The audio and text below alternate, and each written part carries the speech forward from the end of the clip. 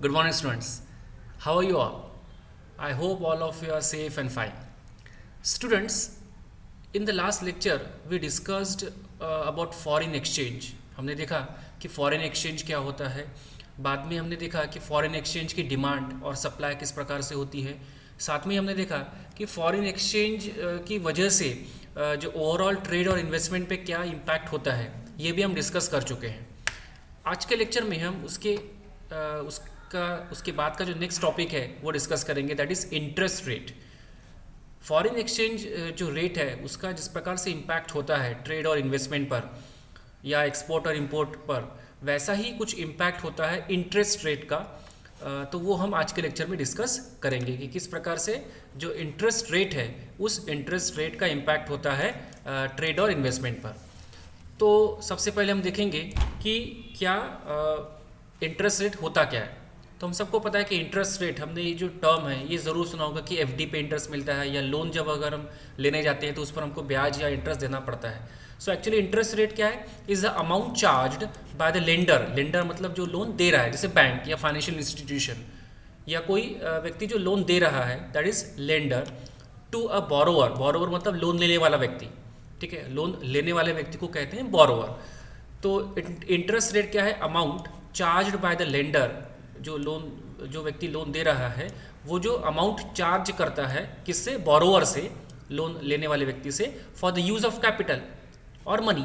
मतलब पैसे के इस्तेमाल के एवज में जो अमाउंट चार्ज करता है वो मनी का मालक या लोन देने वाला, उस अमाउंट को क्या कहते हैं? Interest rate.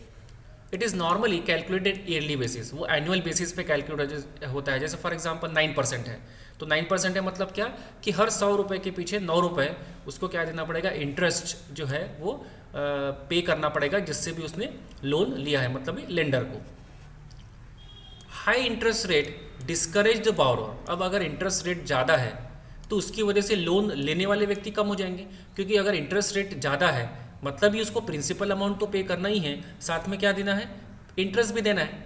तो अगर ब्याज या इंटरेस्ट ज़्यादा होगा तो जो भी लोग लोन ले रहे हैं, बोरो कर रहे हैं, वो सोचेंगे कि उसको हम रीपे कैसे करेंगे. तो वो रीपे करना, अगर उनको लग रहा है कि भाई रेट ऑफ इंटरेस्ट बहुत ही ज़्यादा है, तो वो पे नहीं कर पाएंगे.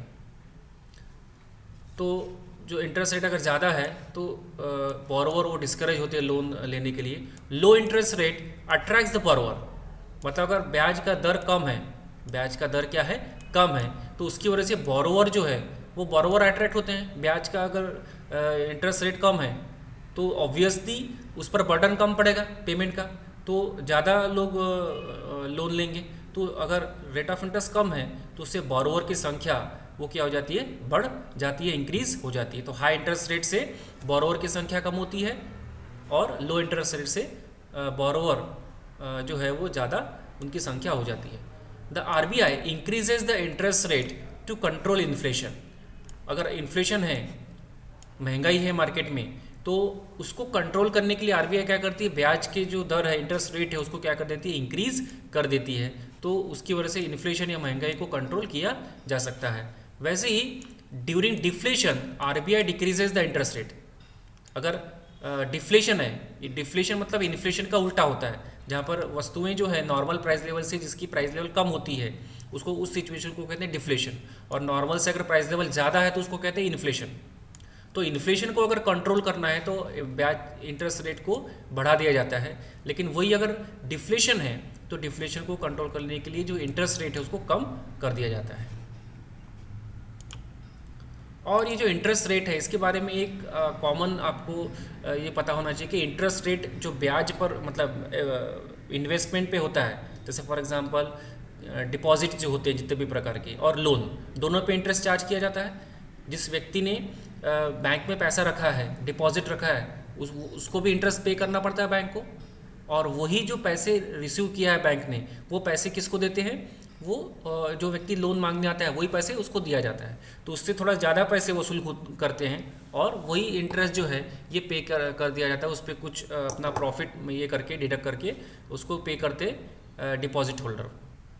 तो जनरली जो डिपॉजिट पे जो रेट ऑफ इंटरेस्ट होता है और लोन पे जो रेट ऑफ इंटरेस्ट होता है वो एक ही दिशा में चेंज होता है. अगर बढ़ रहा है तो दोनों बढ़ेगा, अगर कम हो रहा है तो दोनों कम होगा। ये कॉमन हमेशा ध्यान में रखना। तो अभी हम जो इंटरेस्ट रेट की बात कर रहे हैं ये लोन की बात कर रहे हैं, ठीक है, क्योंकि यहाँ पर इन्वेस्टमेंट के कॉन्टेक्स्ट में हमको इंटरेस्ट रेट के बारे में सोचना है।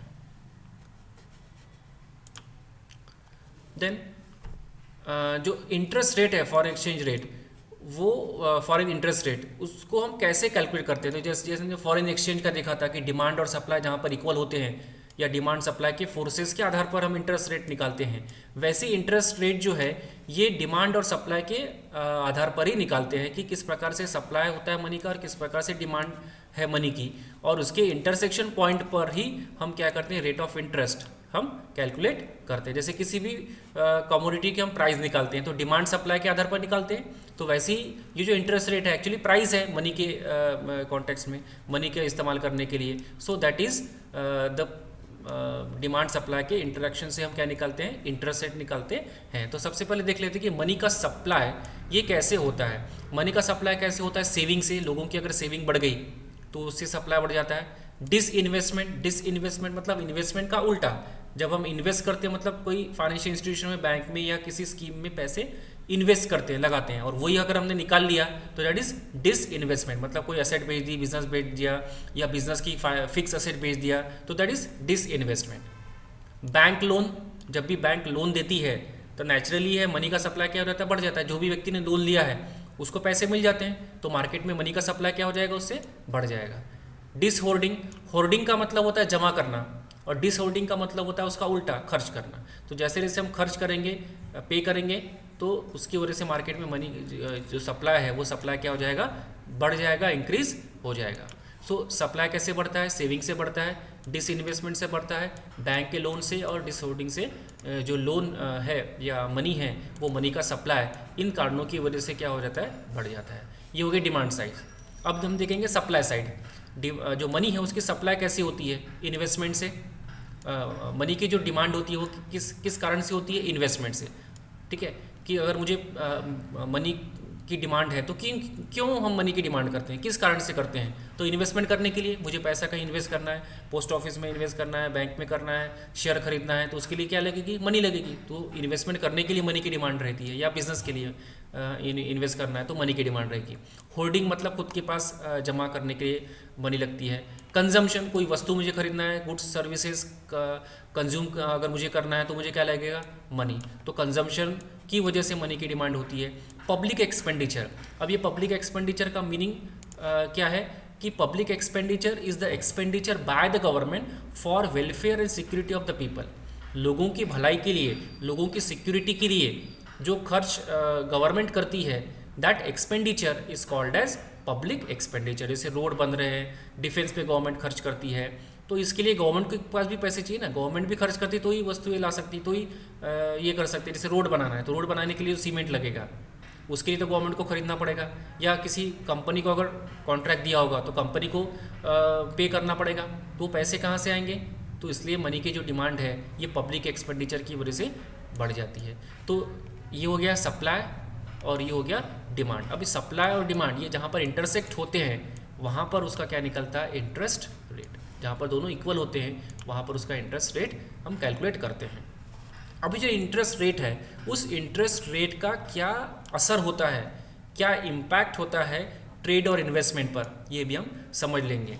व्हेन इंटरेस्ट रेट डिक्रीजेस, जब इंटरेस्ट रेट क्या होता है, कम होता है, then there will be increase in the money supply in the economy. हमने देखा कि जब रेट ऑफ इंटरेस्ट कम हो जाता है तब ज़्यादा लोग लोन लेते हैं, तो लोन लेने वालों की भी संख्या बढ़ जाती है और लोन की अमाउंट भी बढ़ जाती है, क्योंकि हम ज़्यादा लोन ले सकते हैं क्योंकि ब्याज कम है।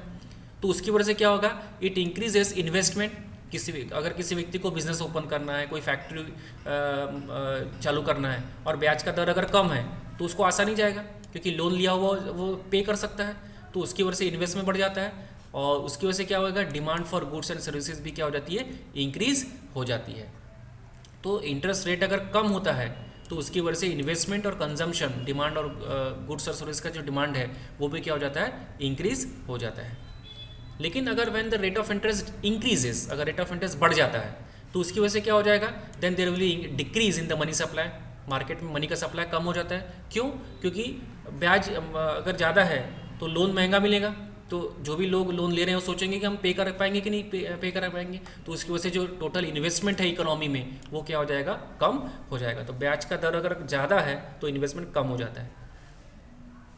इम्पैक्ट ऑन एम्प्लॉयमेंट जनरेशन, अब ये जो इंटरेस्ट रेट है इसका इम्पैक्ट क्या होता है एम्प्लॉयमेंट जनरेशन पे, तो जो एम्प्लॉयमेंट जनरेशन है उस पर भी इसका असर होता है। Decrease in the interest rate increases borrowing and investment and production and hence more employment opportunity. हमने देखा कि रेट ऑफ इंटरेस्ट जब कम होता है, रेट ऑफ इंटरेस्ट जब कम होता है तो नेचुरली क्या होता है, ज़्यादा लोग बिजनेस स्टार्ट करने की कोशिश करते हैं, इन्वेस्टमेंट बढ़ जाता है, फैक्ट्रियाँ ज़्यादा चलने की पॉसिबिलिटी बढ़ जाती है, तो उसकी वजह से ज़्यादा फैक्ट्रियाँ चलेंगी तो लोगों को काम भी ज़्यादा मिलेगा, एम्प्लॉयमेंट भी क्या मिलेगा, ज़्यादा मिलेगा। तो रेट ऑफ इंटरेस्ट अगर कम है तो एम्प्लॉयमेंट जनरेशन पर उसका पॉजिटिव इम्पैक्ट होता है।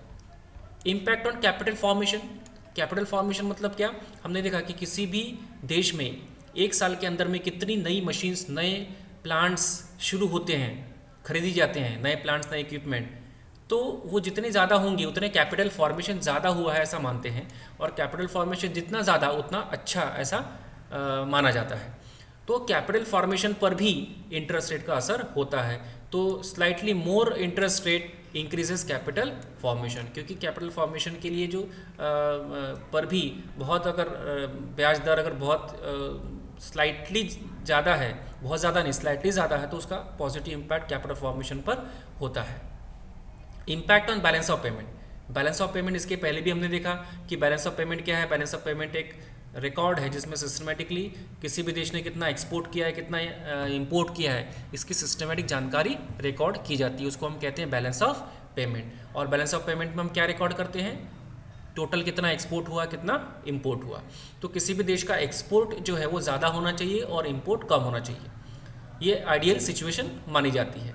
तो इंटरेस्ट रेट अगर ज़्यादा है, राइज मतलब ज़्यादा, तो उसकी वजह से जो एक्सपोर्ट है वो एक्सपोर्ट क्या हो जाता है, इंक्रीज़ हो जाता है, और जो इम्पोर्ट है वो इम्पोर्ट क्या हो जाता है, डिक्रीज़ हो जाता है। तो थोड़ा सा इंटरेस्ट अगर इंक्रीजिंग ट्रेंड में है तो उसकी वजह से जो एक्सपोर्ट है उस पर पॉजिटिव इम्पैक्ट होता है।